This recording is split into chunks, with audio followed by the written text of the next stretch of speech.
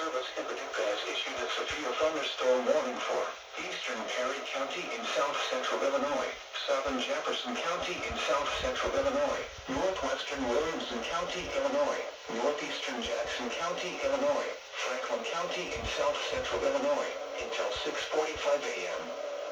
At 5:56 a.m., severe thunderstorms were located along a line extending from near Pinckneyville to Ava to near Altenburg, moving east at 60 miles per hour. Expected hazards include 60 miles per hour wind gusts. This is a radar-indicated threat. The following impacts are expected. Expect damage to roofs, siding, and trees.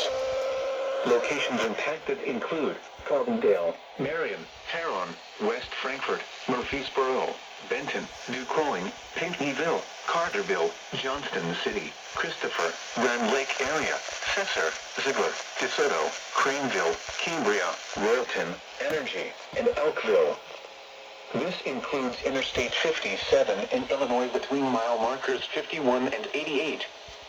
Repeating, a severe thunderstorm warning has been issued until 6:45 a.m. for the following counties in Illinois: Franklin, Jackson, Perry, and Williamson.